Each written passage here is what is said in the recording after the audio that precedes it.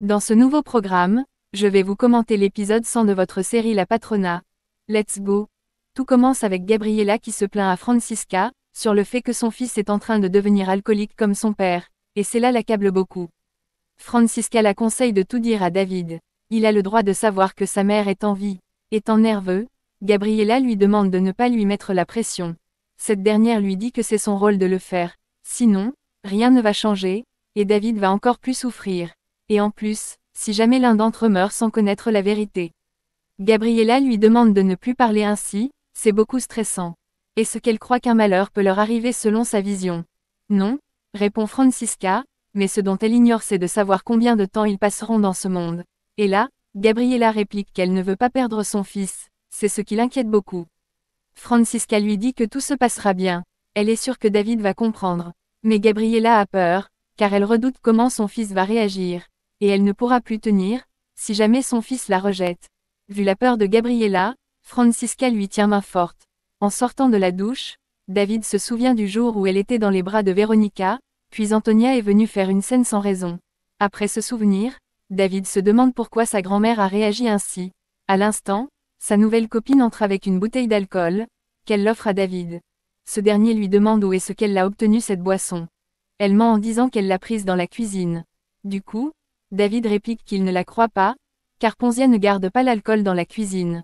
Du coup, cette dernière lui ment. Par la suite, David lui dit de s'en aller, et même, lorsqu'il désire une femme, il fait tout et tout pour l'avoir. Il n'est pas du tout intéressé par les femmes de bas niveau comme elle n'est qu'une erreur. Ensuite, David se rappelle des conseils de Gabriella qui disait que l'alcool ne fait de lui un homme. Au contraire, ça n'a pour but que de le détruire. Après mûre réflexion, il entre dans le bureau d'Antonia, et lui dit que le fait de lui donner de l'alcool n'est pas la meilleure façon de le garder près de lui. Pareil pour cette fille.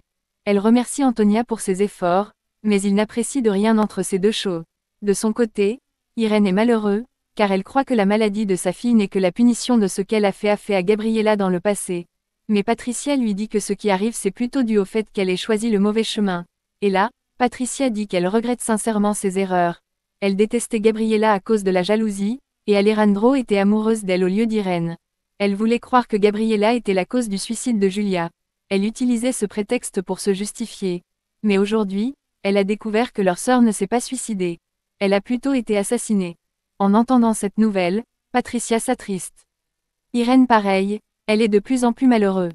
Et là, ça lui vient à l'esprit que c'est Antonia cette meurtrière. Les deux sœurs sont attristées par ce moment difficile. Surtout Irène qui a peur de perdre son enfant à cause de ce qu'elle a fait à Gabriella dans le passé.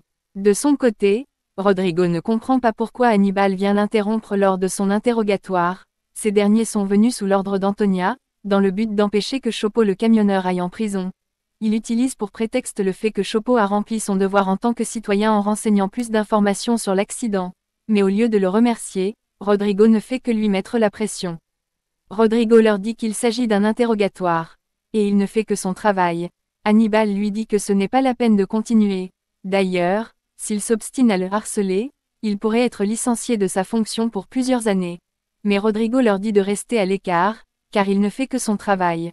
En plus, il y a plusieurs contradictions qu'ils ont trouvées dans cette affaire.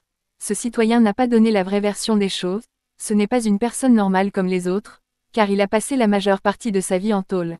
Et donc, il est dans son droit de douter de tout ce qu'il dit. Puis, Rodrigo demande à ces gens s'ils défendent un citoyen ordinaire, ou bien s'ils ont peur que Chopo révèle leurs secrets. Du coup, est-ce que monsieur le sénateur et monsieur le juge sont-ils du côté de la justice, ou du côté du mal? Et là, Rodrigo coince ces deux, et ils sont choqués et ne savent pas quoi répondre. Dites-moi dans les commentaires si vous avez apprécié l'intervention de Rodrigo. Après leur retour, Antonia leur demande des comptes, s'ils ont réussi à convaincre Rodrigo. Ces derniers expliquent que le commissaire n'a montré aucun respect à leur égard. Il n'a montré aucun intérêt à leurs menaces. Et il a choisi de faire les choses en suivant la loi. Du coup, rien de leur plan n'a abouti. Antonia pense qu'elle est la seule à régler cette affaire. Et donc, elle essaye d'appeler Rodrigo pour prendre l'affaire en charge. Malheureusement, Rodrigo choisit de ne pas la répondre, car il sait désormais qu'elle est derrière ce drame. De son côté, Gaston s'est rendu à une radio-télévision pour faire un discours. En fait, la corruption et l'injustice règnent dans leur zone depuis plusieurs années.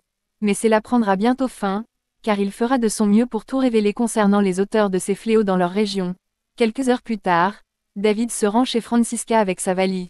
Puis, il demande à cette dernière si c'est possible de rester chez elle pour un moment. Tous les deux traversent des moments difficiles. Elle a perdu son enfant, et lui il n'a plus de mère. Patricia de son côté est heureuse de sa venue. Elle l'accueille chaleureusement. De son côté, Antonia est énervée après avoir entendu les propos de Gaston à la radio. Elle craint que tout soit révélé la concernant. Du coup, il donne l'ordre à Lucas et Macario d'aller le faire taire.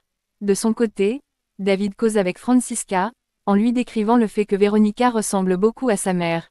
Lorsqu'elle l'avait prise dans ses bras, elle a commencé à pleurer. Il ne comprend pas pourquoi, mais à force de l'entendre, il pourrait croire que c'est sa mère qui lui parlait. En plus, elle a été stricte quand elle l'avait vu boire de l'alcool. Elle lui a donné des conseils comme sa mère Gabriella le faisait. On dirait que c'est la même personne. Après cette discussion, Francisca contacte Gabriella pour lui dire que son fils est venu habiter avec elle pour un moment. Cette dernière est très heureuse de cette nouvelle. Elle ne peut s'empêcher de sourire, exprimant ainsi sa joie. En plus, son fils n'a plus du tout envie de boire. C'est une grâce divine. Elle est beaucoup reconnaissante après cette grâce. Alejandro est aussi fier du petit. Mais pour Gabriella c'est un véritable soulagement. Quelques heures plus tard, Gabriella se rappelle de la fois où Irène était venue la voir en prison pour la traiter de folle et l'humilier. Mais par la suite, elle se rappelle de ce jour où elle l'a vue à nouveau en train de pleurer en lui demandant pardon, car elle a peur qu'à cause de son péché, sa fille finisse par mourir. En pensant à ça, Gabriella a pitié d'Irène, car elle est aussi une mère. Ensuite, Gaston entre et l'interrompt dans ses pensées. Cette dernière commence à se demander si c'est vrai que les méchants peuvent changer et devenir de bonnes personnes. Gaston de son côté pense que les gens changent constamment. Et la vie est pleine de surprises. De son côté, Francisca a cuisiné un bon repas pour accueillir David. Ce dernier ne cesse d'apprécier. Pendant ce temps, Antonia demande des nouvelles de David de ce côté, et Ponzia lui dit que David ne sera plus parmi eux désormais, car ce dernier a décidé d'aller s'installer chez Francisca. Il a laissé son téléphone ici, et a pris sa valise. Il ne compte plus revenir. Pour conclure, Ponzia dit à Antonia qu'elle finira seule, car tous les gens qui sont proches d'elle finissent par la quitter. Après cette discussion, Antonia se rend tout de suite chez Francisca avec rage, dans le but de récupérer David. De leur côté, Constanza s'est rendue chez Rodrigo pour tout avouer concernant ce qui s'est passé, ce qu'elle a subi en prison. Elle a été torturée, pareil que Gabriella. Son mari l'a fait enfermer en prison dans le but de récupérer son héritage. On lui infligeait des traitements inhumains dans ce lieu, et son complice était Antonia Guerra. Je trouve que l'heure de vengeance a sonné, car Ricardo soutient sa mère désormais. Et Hannibal va subir le même châtiment qu'Antonia. Heureusement Rodrigo est du côté de la justice. Que pensez-vous de ça? Et c'est la fin de ce programme. Abonnez-vous pour ne pas rater la suite. See you soon.